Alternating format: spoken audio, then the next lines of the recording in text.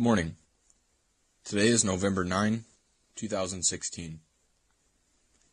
I'd like to begin today's show with a moment of silence.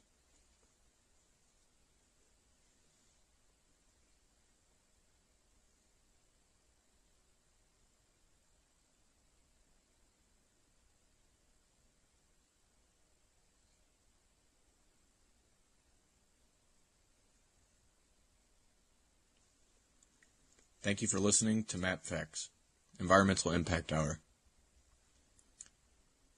The first segment of our show, we'll discover an excerpt from They Thought They Were Free, The Germans, 1933 through 45, by Milton Mayer, from a chapter titled, But Then It Was Too Late. What no one seemed to notice, said a colleague of mine, a philologist, was the ever-widening gap, just after 1933, between the government and the people. Just think how very wide this gap was to begin with. Here in Germany, it always became wider. You know, it doesn't make people closer to their government to be told that this is a people's government, a true democracy, or to be enrolled in civilian defense, or even to vote. All this has little, really nothing to do with knowing one is governing.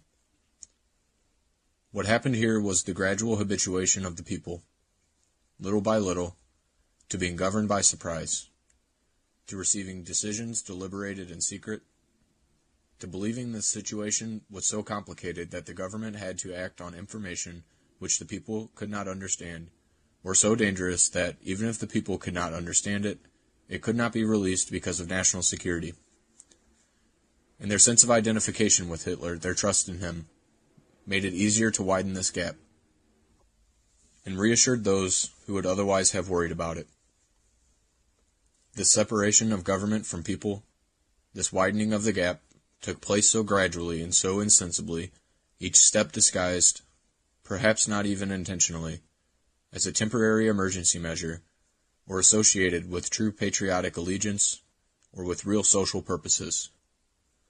And all the crises and reforms, real reforms too, so occupied the people that they did not see the slow motion underneath of the whole process of government growing remoter and remoter. You will understand me when I say that my Middle High German was my life. It was all I cared about. I was a scholar, a specialist. Then suddenly I was plunged into all the new activity as the university was drawn into the new situation. Meetings, conferences, interviews, ceremonies, and, above all, papers to be filled out, reports, bibliographies, lists, questionnaires, and on top of that were the demands in the community, the things in which one was expected to participate, that had not been there or had not been important before. It was all rigmarole, of course, but it consumed all one's energies, coming on top of the work one really wanted to do. You can see how easy it was, then, not to think about fundamental things. One had no time. Those, I said, are the words of my friend the baker. One had no time to think. There was so much going on. Your friend the baker was right, said my colleague. The dictatorship, and the whole process of its coming into being, was above all diverting. It provided an excuse not to think for the people who did not want to think anyway. I do not speak of your little men, your baker, and so on. I speak of my colleagues and myself. Learned men, mind you. Most of us did not want to think about fundamental things, and never had. There was no need to. Nazism gave us some dreadful, fundamental things to think about. We were decent people, and kept us so busy with continuous changes and crises, and so fascinated, yes, fascinated, by the machinations of the national enemies, without and within, that we had no time to think about these dreadful things that were growing, little by little, all around us. Unconsciously, I suppose we were grateful. Who wants to think? To live in this process is absolutely not to be able to notice it. Please try to believe me. Unless one has a much greater degree of political awareness, acuity, than most of us ever had occasion to develop, each step was so small, so inconsequential, so well explained or, on occasion, regretted that, unless one were detached from the whole process from the beginning, unless one understood what the whole thing was in principle, what all these little measures that no patriotic German could resent must someday lead to. One no more saw it developing from day to day than a farmer in his field sees the corn growing. One day it is over his head. How is this to be avoided among ordinary men, even highly educated ordinary men? Frankly, I do not know. I do not see, even now. Many times since it all happened, I have pondered that pair of great maxims, Principis obsta infinem respice, resist the beginnings and consider the end. But one must foresee the end in order to resist, or even see the beginnings. One must foresee the end clearly and certainly, and how this is to be done by ordinary men or even extraordinary men. Things might have, and everyone counts on that might. Your little men, your Nazi friends, were not against National Socialism in principle. Men like me who are the greatest offenders, not because we knew better, that would be too much to say, but because we sensed better. Pastor Niemöller spoke for the thousands and thousands of men like me when he spoke, too modestly of himself, and said that when the Nazis attacked the communists, he was a little uneasy, but after all, he was not a communist, and so he did nothing. And then they attacked the socialists, and he was a little uneasier, but still, he was not a socialist, and he did nothing. And then the schools, the press, the Jews, and so on, and he was always uneasier, but still he did nothing. And then they attacked the church, and he was a churchman, and he did something. But then it was too late. Yes, I said. You see, my colleague went on, one doesn't see exactly where or how to move. Believe me, this is true.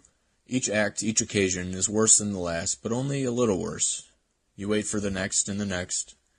You wait for one great, shocking occasion, thinking that others, when such a shock comes, will join you in resisting somehow. You don't want to act or even talk alone. You don't want to go out of your way to make trouble. Why not? Well, you are not in the habit of doing it. And it is not just fear of standing alone, that restrains you. It is also genuine uncertainty. Uncertainty is a very important factor, and instead of decreasing as time goes on, it grows. Outside, in the streets, in the general community, everyone is happy. One hears no protests and certainly sees none. You know, in France or Italy, there would be slogans against the government painted on walls and fences. In Germany, outside the great cities perhaps, there is not even this. In the university community, in your own community, you speak privately to your colleagues, some of whom certainly feel as you do, but what do they say? They say, it's not so bad, or you're not seeing things, or you're an alarmist, and you are an alarmist. You are saying that this must lead to this, and you can't prove it. These are the beginnings, yes, but how do you know for sure when you don't know the end? And how do you know or even surmise the end? On the one hand, your enemies, the law, the regime, the party intimidate you. On the other, your colleagues poo-poo you as a pessimist, or even neurotic. You are left with your close friends who are, naturally, people who have always thought as you have. But your friends are fewer now. Some have drifted off somewhere or submerged themselves in their work. You no longer see as many as you did at meetings or gatherings. Informal groups become smaller. Attendance drops off in little organizations, and the organizations themselves wither. Now, in small gatherings of your oldest friends, you feel that you are talking to yourselves, that you are isolated from the reality of things. This weakens your confidence still further, and serves as a further deterrent to what? It is clear all the time that if you are going to do anything, you must make an occasion to do it. And then you are obviously a troublemaker, so you wait, and you wait.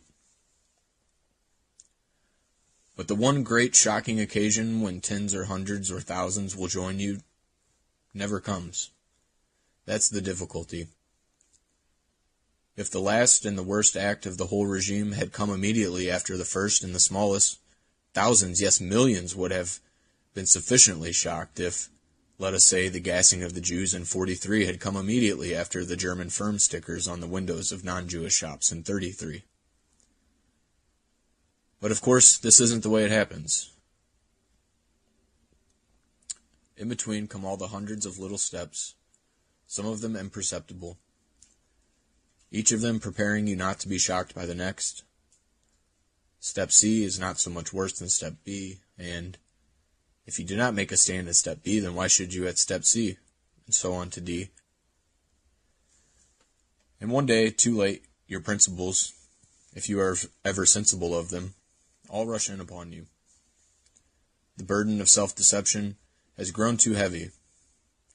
In some minor incident, in my case, my little boy, hardly more than a baby, saying, "Jewish swine," collapses all at once. And you see that everything has changed, and changed completely under your nose. The world you live in, your nation, your people, is not the world you were born into at all. The forms are all there, all untouched, all reassuring. The houses, the shops, the jobs, the mealtimes, the visits, the concerts, the cinema, the holidays. But the spirit, which you never notice because you were made with the lifelong mistake of identifying it with the forms, is changed. Now you live in a world of fear and hate, and the people who hate and fear do not even know it themselves. When everyone is transformed, no one is transformed. Now you live in a system which rules without responsibility even to God. The system itself could not have intended this in the beginning, but in order to sustain itself, it was compelled to go all the way. You have gone almost all the way yourself. Life is a continuing process, a flow, not a succession of acts or events at all. It has flowed to a new level, carrying you with it, without any effort on your part. On this new level you live. You have been living more comfortably every day, with new morals, new principles. You have accepted things you would not have accepted 5 years ago, a year ago, things that your father, even in Germany, could not have imagined. Suddenly it all comes down, all at once. You see what you are, what you have done, or more accurately, what you haven't done. For that was all that was required of most of us, that we do nothing. You remember those early meetings of your department in the university when, if one had stood, others would have stood, perhaps, but no one stood. A small matter, a matter of hiring this man or that, and you hired this one rather than that. You remember everything now, and your heart breaks. Too late. You are compromised beyond repair. What then? You must then shoot yourself. A few did, or adjust your principles. Many tried, and some, I suppose, succeeded. Not I, however, or learn to live with the rest of your life with your shame. This last is the nearest there is, under the circumstances, to heroism. Shame. Many Germans became this poor kind of hero, many more, I think, than the world cares to know. I said nothing. I thought of nothing to say. I can tell you, my colleague went on, of a man in Leipzig, a judge. He was not a Nazi, except nominally, but he certainly wasn't an anti-Nazi. He was a judge, just a judge. In 42 or 43, early 43, I think it was, a Jew was tried before him in a case involving, but only incidentally, relations with a, quote, Aryan woman. This was, quote, race injury, something the party was especially anxious to punish. In the case at the bar, the judge had the power to convict the man of a non-racial offense and send him to an ordinary prison for a very long term, thus saving him from the party, quote, processing, which would have meant concentration camp or, more probably, deportation and death. But the man was innocent of the non-racial charge. In the judge's opinion, and as an honorable judge, he acquitted him. So, of course, the party seized the Jew as soon as he left the courtroom. And the judge? Yes, the judge. He could not get the case off his conscience. A case, mind you, in which he had acquitted an innocent man. He thought that he should have convicted him and saved him from the party. But how could he have convicted an innocent man? The thing preyed on him more and more, and he had to talk about it, first to his family, then to his friends, and then to his acquaintances. That's how I heard about it. After the 44 Munich Putsch, they arrested him, and after that, I don't know. I said nothing. Once the war began, my colleague continued. Resistance, protest, criticism, complaint, all carried with them a multiplied likelihood of the greatest punishment. Mere lack of enthusiasm or failure to show it in public was defeatism. You assumed that there were lists of those who would be, quote, dealt with later, after the victory. Goebbels was very clever here too. He continually promised a victory orgy to take care of those who thought that their treasonable attitude had escaped notice. And he meant it. That was not just propaganda. And that was enough to put an end to all uncertainty. Once the war began, the government could do anything, quote, necessary to win it. So it was with the final solution to the Jewish problem, which the Nazis always talked about but never dared undertake, not even the Nazis, until war and its necessities gave them the knowledge that they could get away with it. The people abroad who thought the war against Hitler would help the Jews were wrong. And the people in Germany who, once the war had begun, still thought of complaining, protesting, resisting, were betting on Germany's losing the war. It was a long bet. Not many made it. Missouri Accountability Project kicked off in 2015 as a platform of citizen advocacy for protection of environmental, public health, and safety. You can visit us at MissouriAccountabilityProject.org to find our objectives as follows. We urge the EPA to expedite implementation of grid analysis and full removal of all radiologically impacted material from operable Unit 1, 2, and 3 of Westlake Landfill in the 2016 Record of Decision, taking into account the National Remedy Review Board recommendation of such a decision and its cited feasibility. We demand either Congress, by way of House Bill 4100 on life support in committee, transfer jurisdiction of Westlake Landfill remediation to the United States Army Corps of Engineers with the aid of formerly utilized Sites Remedial Action Program for full removal of radiologically impacted material to a proper containment facility, or the President of the United States making so by way of executive order following the bipartisan, unanimously passed Senate bill version. And we also petition the current governor facilitate interagency emergency planning between St. Louis and St. Charles County by declaring state of emergency. I understand that some of these objectives may shift, they may fail, they may change direction, considering the results of Tuesday's election and the transference of power to a new administration.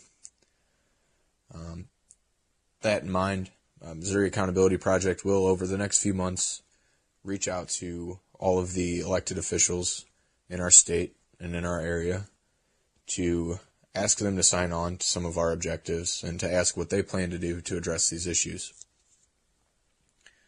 We'll air what phone calls we have available with those to have our officials on record stating their commitments. You can also go to our Facebook page and find the cross post that we shared from Just Moms STL. They had a candidate forum back in October to talk to all of the potential candidates in our area and how they might address Westlake Bridgeton landfill and other environmental issues. That's available through our Facebook page. If today's Thursday, maybe scroll down 4 or 5 posts and you'll find it. Some candidates chose to attend, some chose to send representatives in their place, some chose to offer a video of their platform. Like I said, you can find those there at facebook.com/Missouri Accountability Project or by searching Westlake Landfill. And since we're shifting back to climate and the environment in context with the recent elections, I want to share with you an article in the Scientific American by Evan Lehman, Ben Storrow, Daniel Kuzik, written November 9th, today, 2016. Donald Trump's surprise victory in the presidential race stunned climate advocates and threatens to unravel President Obama's policies to reduce greenhouse gas emissions and expand renewable energy. The Republican outsider flummoxed pollsters and analysts who predicted an easy win for Democrat Hillary Clinton, the former Secretary of State, who pledged to slash the use of gasoline by a third and oversee an aggressive expansion of solar and wind energy.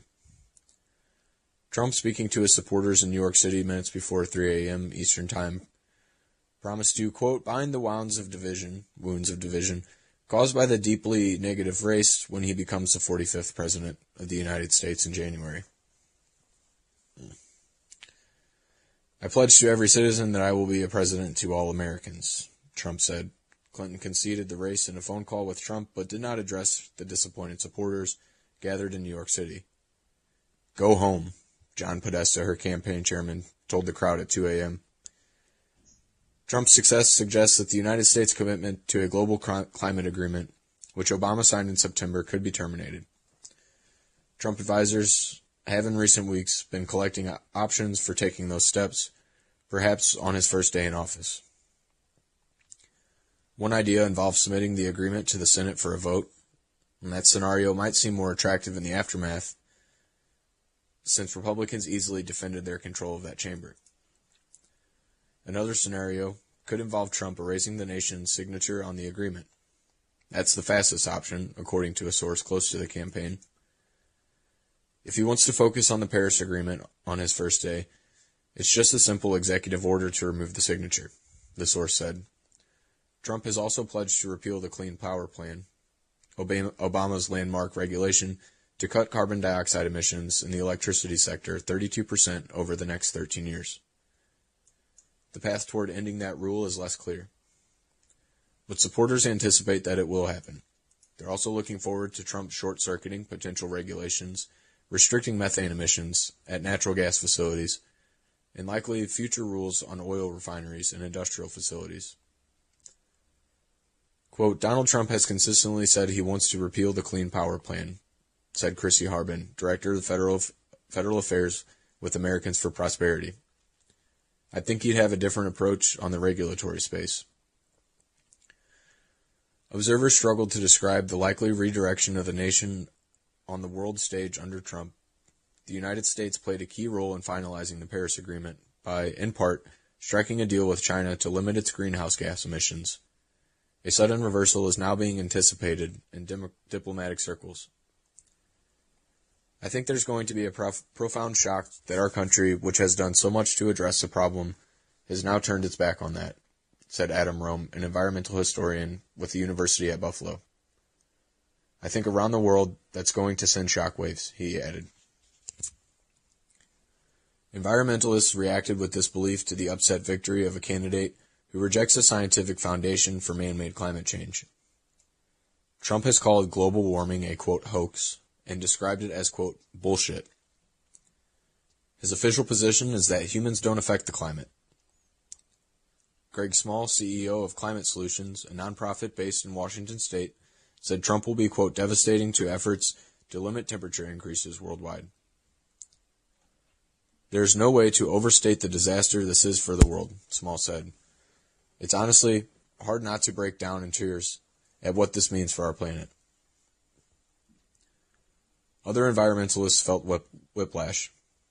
In the days before the election, Bill McKibben, founder of 350.org and supporter of Bernie Sanders, independent senator from Vermont, who ran against Clinton for the Democratic presidential nomination, was focused on pushing a possible Clinton administration to act more aggressively to address climate change.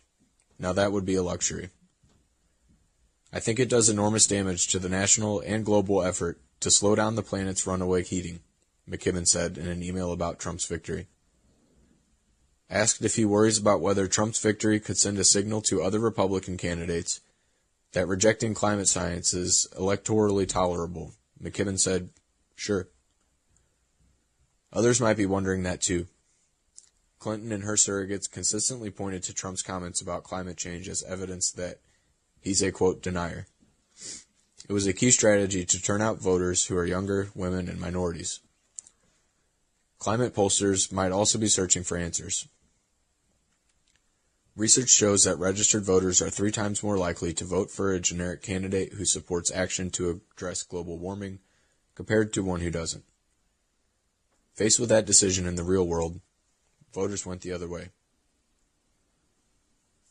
Edward Maybach, director of George Mason University's Center for Climate Change Communication, which conducted the polling, said the climate issue plays too small a role in the election to affect the outcome. He said 5% of voters, at most, see global warming as a top-tier issue. So Trump's rejection of climate science likely got lost in the litany of issues raised during the sharply negative campaign, he said. That's one more ludicrous claim in a long list of ludicrous claims in this election, Maybach said of Trump's rejection of climate science. Even as polls showed a tightening race in Florida and North Carolina in recent weeks, Democrats pointed to a blue firewall in Virginia, Michigan, and Pennsylvania as likely evidence of a Clinton win. But in a sign of the unstable assumptions underpinning many election forecasts, much of that wall crumbled yesterday. Trump scored a tight win in Pennsylvania and flipped Wisconsin, a state that hasn't voted for a GOP nominee since 1984. Leading into the election, some Republicans expressed concern that Trump's position on climate science could expose the Republican Party to attacks. Now that he has proved those fears unwarranted, some conservatives wonder if the president-elect could make a deal on climate action. There could be some opportunity in that approach, said Jeremy Carl, a GOP energy advisor and researcher fellow at the Hoover Institution, of Trump's hardline position on climate. Quote, "You want to put a shiny new Trump Tower on Central West from a policy perspective, then maybe he'd be willing to trade something on climate that someone else wouldn't. But I don't think that's the most likely scenario." Democrats were just as stunned at their failure to retake control of the Senate. Senator Ron Johnson, Republican from Wisconsin's victory could signal continued intransigence on climate change among lawmakers. Environmentalists have called Johnson one of the Senate's most reliable anti-climate votes, and many believe he would vote in favor of the United States exiting the Paris Accord. His Democratic opponent, former Senator Russ Feingold, criticized Johnson for failing to acknowledge the role of human activities in warming. Groups like the Sierra Club and the League for Conservation Voters poured substantial energy and advertising dollars into the race over the final weeks of the campaign. It did not work. Among Johnson's top donors for the 2016 campaign cycle was Koch Industries Incorporated, the conglomerate owned by the politically active and conservative Koch brothers. The firm gave nearly $35,000 to Johnson's re-election campaign, according to the Center for Responsive Politics. Wisconsin Governor Scott Walker, Republican, himself a climate skeptic, tweeted a congratulatory message to Johnson after last night's results, saying that, quote, "Common sense Wisconsin values prevailed in this race, and we are proud to have your leadership." While they were thwarted in Wisconsin, green groups took heart in neighboring Illinois, where Democratic challenger Representative Tammy Duckworth decisively ousted incumbent Senator Mark Kirk, even though Kirk has been more supportive of climate initiatives than many of his peers. LCV President Gene Karpinski also praised the election of solar energy entrepreneur Raja Krishnamurthy to assume Duckworth's seat in the 8th District, calling him one of a number of, quote, "strong environmental allies who will fight tirelessly to protect public health, combat climate change, and grow our clean energy economy." Next, I would like to talk about our new Attorney General, Josh Hawley, who's a Republican from Lafayette County, I believe. Mr. Josh Hawley will be taking up the case put forth by current Attorney General Chris Koster's office against Republic Services over the contamination of groundwater at Westlake landfill. Unfortunately, for the candidate forums for Westlake landfill, Josh Hawley chose not to attend. He doesn't have really any experience legislating. Has not served any trials in a courtroom. So I will offer you a bit of his history here, since this will be an important case, and someone who we hope to put a great deal of pressure on in terms of this case. It's pretty important for us in the community. Sources, St. Louis Public Radio, Jason Rosenbaum. On October 13th, so this was before the election, the Lexington, Missouri native, Josh Hawley, received his undergraduate degree from Stanford University and his law degree from Yale. He served as a law clerk for U.S. Appeals Court Judge Michael McConnell and U.S. Supreme Court Chief Justice John Roberts. More recently, however, Hawley worked as a law professor at the University of Missouri-Columbia. He's also served as a senior counsel at the Bucket Fund for Religious Liberty. Among conservatives, Hawley is best known as part of the legal team that successfully prosecuted the, quote, Hobby Lobby case, which challenged the mandate in the Federal Affordable Care Act for employers to include contraceptive coverage in the insurance they provide employees. The U.S. Supreme Court sided with Hobby Lobby. Despite never running for office before, Hawley has been able to haul in huge donations for his candidacy, including from TAMKO executive David Humphreys and his family. I believe the Missouri Ethics Commission did drop his the complaint filed against him for the $3.1 million in unsolicited funds from conservative super PACs. Here's what Hawley, that was an editorial, not in the article, but here's what Hawley had to say during this show. While he stands by his stinging statement condemning GOP presidential nominee Donald Trump's 2005 comments to entertainment personality Billy Bush, Hawley declined to say whether he is rescinding his endorsement of Trump. Quote, "I am going to let my comments on Friday stand," Hawley said, quote, "and they are my final word on this race, and certainly his comments and behavior, I don't have anything to add to it." Hawley said he's, quote, "leery of automatically making the Attorney General investigate every situation where a police officer kills somebody."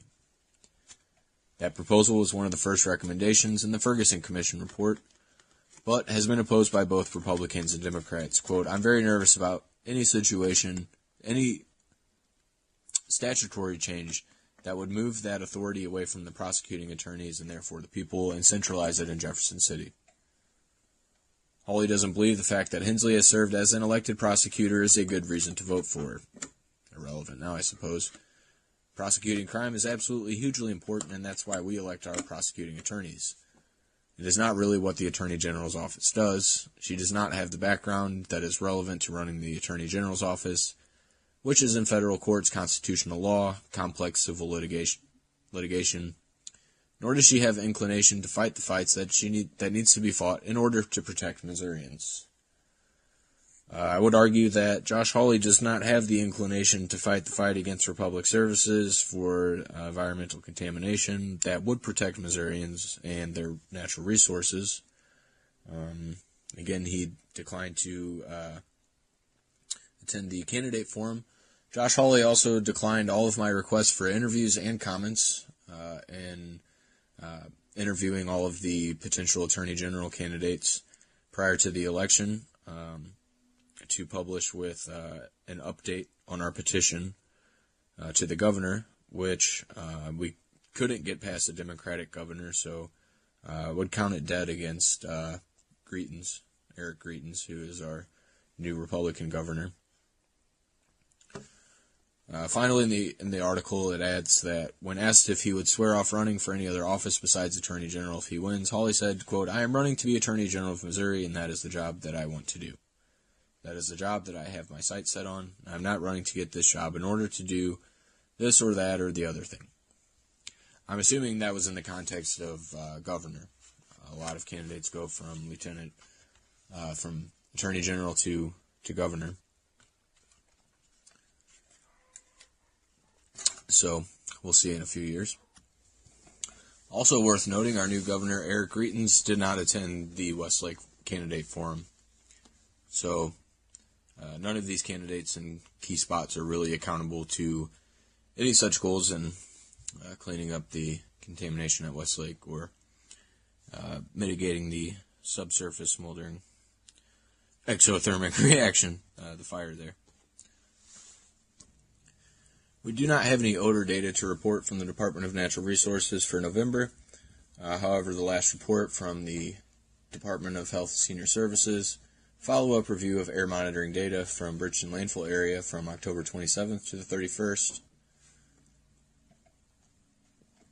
DNR reported occasional light and moderate to strong odors at various locations during this time period. DHSS continues to recommend that during periods of objectionable odor, sensitive individuals should stay indoors as much as possible, avoid outdoor exercise, and seek medical advice for any acute symptoms. Symptoms associated with exposure to strong odors include headache, nausea, and fatigue, as well as respiratory symptoms, particularly in asthmatics or other sensitive individuals. Symptoms generally associated with strong odors typically disappear once odors dissipate. Hydrogen sulfide concentrations were below levels of public health concern. Hydrogen sulfide levels are measured by a highly sensitive Jerome meter, which detects hydrogen sulfide specifically. Reduced sulfur compounds were periodically detected by area RAE monitors, but previous sampling has shown that these detections are primarily due to a reduced sulfur compound with strong odor but lower toxicity. Sulfur dioxide concentrations were below levels of public health concern during this time period. Benzene was not detected in ambient air at any of the surveillance locations around the landfill during this time period. There are no health-based screening values for total VOCs. However, total VOC data are used to identify the need for compound-specific sampling. To be proactive, DNR is performing weekly VOC compound-specific sampling in locations upwind and downwind of the landfill. The laboratory results are submitted to DHSS review of public health concerns, and that analysis is regularly posted online. Average carbon monoxide concentrations were below levels of public health concern. Gamma radiation rates continue to be indistinguishable from natural background levels and were below levels of public health concern. The DNR has updated their data on November 7th, 2016, 2 days ago, for the 4 highest 1-hour sulfur dioxide values year to date. From I believe the closest point that they monitor near the landfill, the Ryder Trail near I-170, or near Interstate 70, which began on May 20th of this year. The first highest is 17 parts per billion, second highest 14 parts per billion, third 12, and fourth 11. These values are updated, I believe, on either a weekly or monthly basis. So we'll try to provide those to you as they come in. For those of you in the neighborhood doing research, I'm sure you know, but the administrative record for Westlake Landfill is still available at the Bridgeton Trails branch of the St. Louis County Library, located at 3455 McKelvey Road, Bridgeton, Missouri 63044.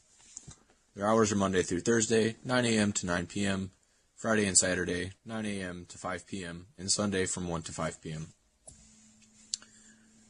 Next week, we have set to come join us on the show Allison Carrick, the other co-director of The First Secret City, to follow up on the interview that we had with Carl and to shed some of her insights. We should be interviewing sometime over the weekend, and look forward to that. Meantime, to finish up our show, I want to share with you one, maybe two pieces if we have time, that Carl Stelzer wrote.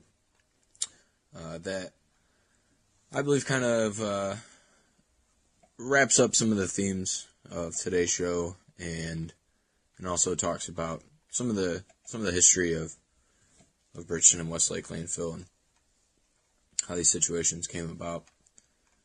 The story is called "The Ties That Bind." Again, it was written by Carl Stelzer. You can find it at stlreporter.wordpress.com. In 1969, the city of Bridgeton paid more than $200,000 for a 26-acre tract of land, now known as the Bridgeton Athletic Complex, BMAC for short. The beneficiary of the land deal was an investment group headed by the late Kenneth Davis, co-owner of B&K Construction, the company responsible for later dumping tons of radioactively contaminated dirt at nearby Westlake landfill. Foes on the Bridgeton Council then estimated that investors made nearly a 100% profit on the deal, according to Bridgeton City Council minutes uncovered by STL Reporter. Opponents also raised questions as to whether politics played a role in the lucrative transaction. Their suspicions centered on the cozy relationship between then St. Ann Mayor Clarence T. Meyer, one of the other investors in the land deal, and his frequent business partner, Kenneth Davis, co-owner of B&K.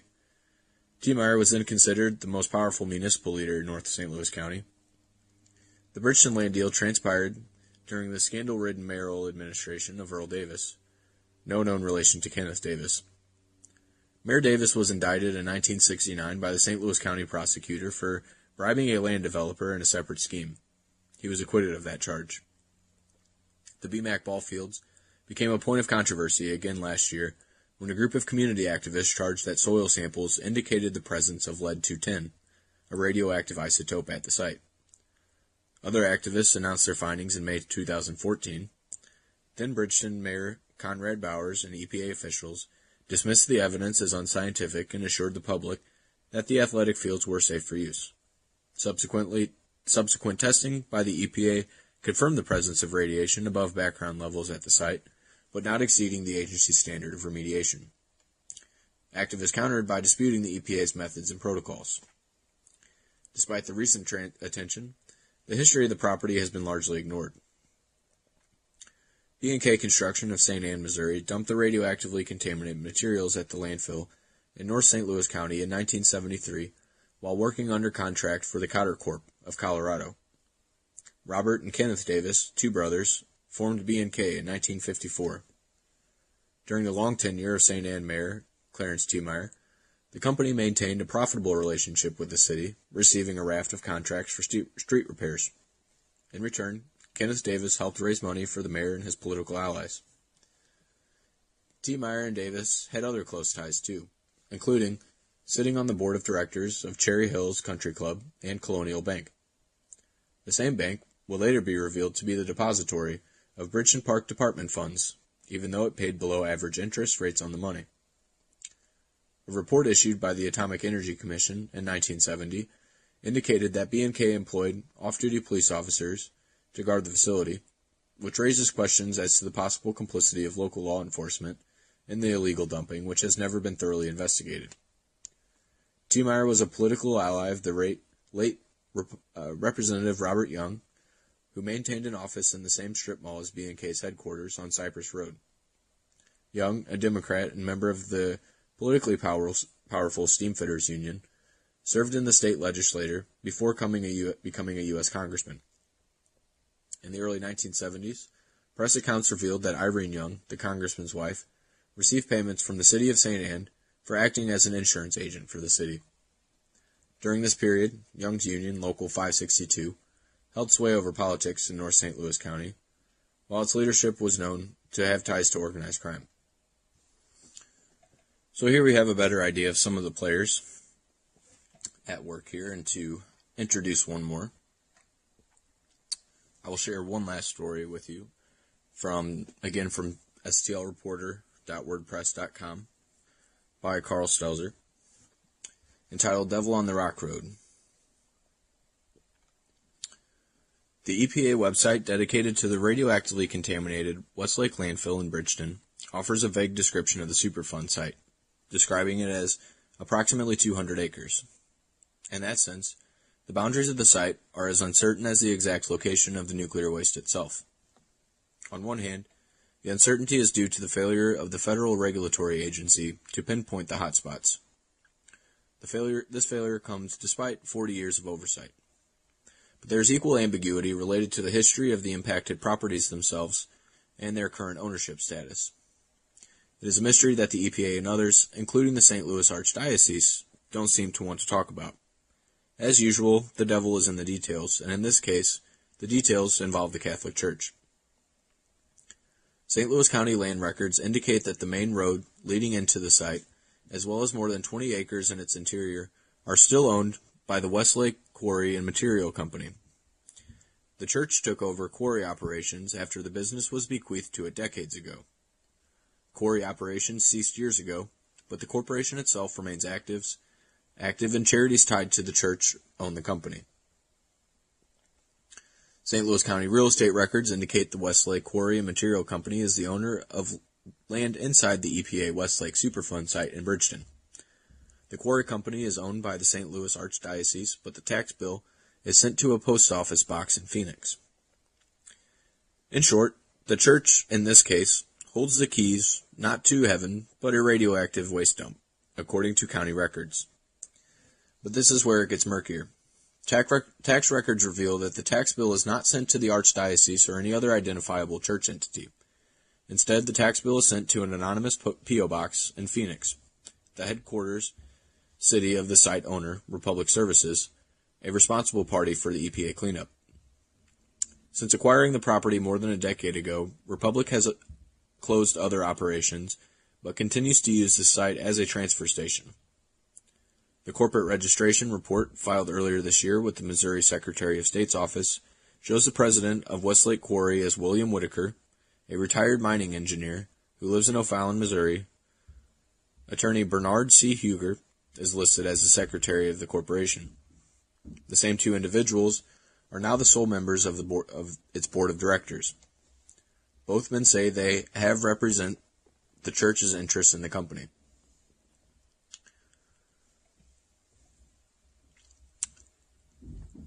And Missouri Secretary of State records from this year show the officers and board members of the Westlake Quarry and Material Company are longtime representatives of the Catholic Church.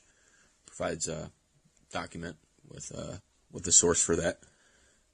After the church was bequeathed the company, it needed a qualified person to run the business.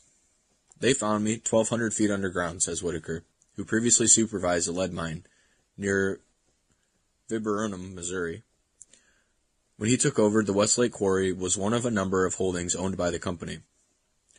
All of a sudden the church, owned a bunch of quarries, and they had nobody to run the operation because the owner who was running it had passed away, recalls Whitaker. They asked me if I would come up and run the operation. I've been in the mining business since 1960. How many years is that?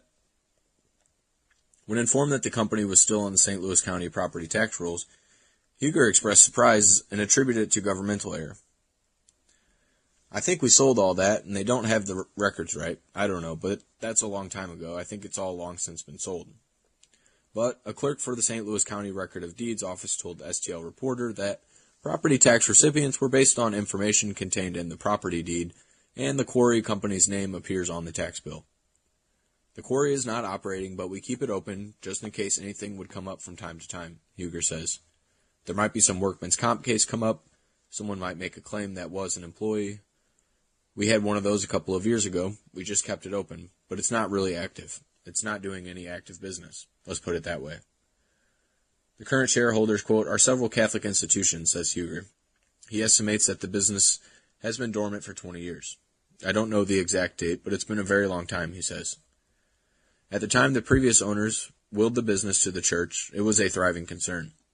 Westlake Quarry and Material Company was a big quarry operator with quarries up and down the Missouri and Mississippi rivers, says Huger. The company had towboats and barges, and corporation records show that the company's barge fleeting operations extended southward to states bordering the Mississippi from St. Louis to New Orleans. Spokesperson for the St. Louis Archdiocese, the EPA, and Republic Services refused to comment. Why Republic Services, a responsible party for the cleanup, is allowed to conduct A profit-making business inside the site remains a matter of debate. While church and state remain mum on the issue, the questions elicited a series of responses at a recent monthly meeting of the Westlake Community Advisory Group, which acts as a liaison with the EPA. Quote, "I don't know if the actual road that goes to the transfer station is part of the Superfund," says Ed Smith of the Missouri Coalition for the Environment. "That's not something I've thought about before, so it's possible that the road is not a Superfund site." Matt Levanchi, an assistant chief of Pattonville Fire Protection District, expressed little doubts where lines are drawn. "It is my understanding that areas are impacted by radiologically impacted material are under the oversight of EPA," says Levanchi. "One thing is for sure, while the public remains confused over the issue, Republic trash trucks continue to roll in and out of the site as if they have God on their side." A note about this, I've brought this issue of the transfer station to St. Louis County Council, and I've challenged its credibility on a number of counts, primarily the violation of Clean Air and Water Act regulations on a few accounts, and inquired as to whether that was part of the permitting process. I brought this to St. Louis County because St. Louis County offers a permit to Bridgeton Landfill LLC, which is a subsidiary of Republic Services Incorporated, RSG. Actually, I think the transfer station is under another subsidiary. Either way, it all goes back up to the top. And they didn't have an answer for me. They said they'd look into it, and was never addressed. Now, I found curious that back in June, was it? Early June of this year, when I filed a sunshine request for actually, it might have been earlier in the spring. I filed a sunshine request for public records with the state of Missouri for the water sampling data that was taken after the flood in January of this year.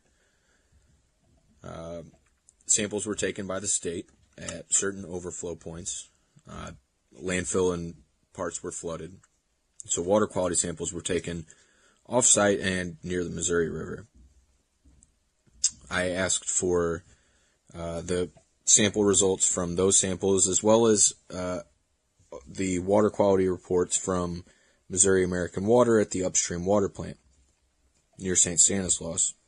And the request was, quote, lost. And I persisted, filed another one. That request came back with an email of the Physor engineering contracts for soil samples, which are freely available online. It's nothing that was not already uncovered. It's also not exactly what I asked for. Nothing really pertaining to the water quality information that I was after. However, I did get the permit from St. Louis County, a copy of the permit from St. Louis County for the Bridgeton Landfill Transfer Station. I found this curious because I didn't ask for it from the state of Missouri. I asked for it from St. Louis County. So obviously there's some cooperation going on there, and they were listening and provided that with me. And the permit for Bridgeton Landfill Transfer Station is in good standing. What I did notice about it is that it nowhere takes into account the compliance of the surrounding site, or of the Bridgeton Landfill or Westlake Landfill, the environmental compliance in terms of whether they're allowed to operate.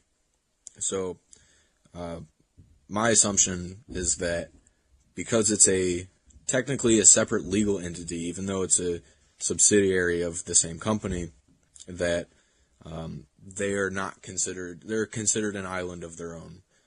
In a sense, they're operating in a bubble. The problem is it's not a bubble, and the entire place is a Superfund site. So we've later learned this article, Devil on the Rock Road, I believe was written in 2014, maybe 15. So I did get some answers on that, not necessarily the answers that I requested, but I did find that Bridgeton Landfill Transfer Station LLC is in good operating authority with St. Louis County. It just covers things like safety measures and design qualifications of the building, and but again, nothing on environmental impact is considered as part of that operating permit. So I challenged this with the county and never got a response. We have a new St. Louis County Council, some new members on the council, so look forward to engaging with them in coming months. Now in our final stretch, I'd like to discuss the Dakota Access Pipeline, continuing its final and most contested stretch. In an article published November 8th, today at 7:48 p.m. Eastern Standard Time, yesterday.